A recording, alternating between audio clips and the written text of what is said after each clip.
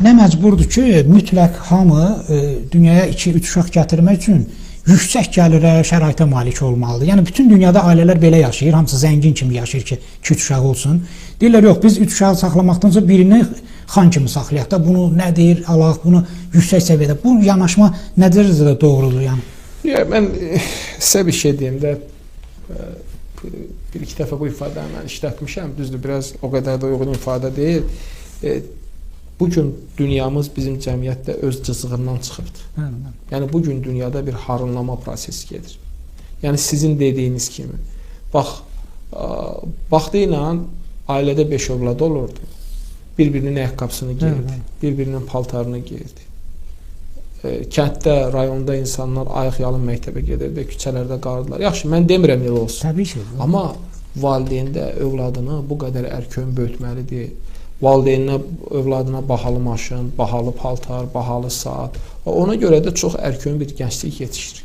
Yəni burada ailənin də üzərində böyük bir məsuliyyət var ki, uşağını tərbiyə edən də elə tərbiyə eləsin ki, oğul, sən əxlaqınla seçilməlisən, sən mənəviyyatınla seçilməlisən. Valideyn bunu etmir. Bizdə də, dünyada da problem nədir? Güya valideyn övladına yaxşılıq eləyir. Onun bütün arzularını yerinə yetirir. Axırda da övladı ya qəza eləyir, ya gedib kimsə döyür, ya gedib kimsə qətlə yetirir. Bilirsiniz, bax bu son hadisələr, məktəbdəki hadisələrdə bir daha onu göstərdi ki, mən burada fürsətdən istifadə edib valideynlərə də çağırış edirəm ki, eybi yoxdur, insan ac ola bilər. Az yeyə bilər, amma mənəvi az olmayaq. Övladımızı mənəvi baxımdan yoxsun böyütməyək. Övladımızın tərbiyəsinə önəm verək. Övladımızın əxlaqına önəm verək. Yəni bizim ən birinci missiyamız pullu, gəlirli, egoist, təkəbbürlü gənclik yetişdirmək deyil. Təhsilli robot yetişdirmək deyil. Bizim ən birinci vəzifəmiz, bizim əsas missiyamız əxlaqlı vətəndaş yetişdirmək.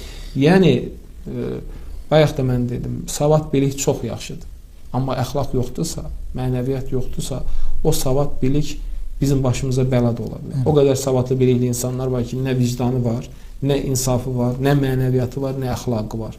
Cəmiyyət üçün də, dövlət üçün də təhlükədir. Bizə lazım olan birinci növbədə əxlaqlı, mənəviyyatlı, tərbiyəli insanlardır.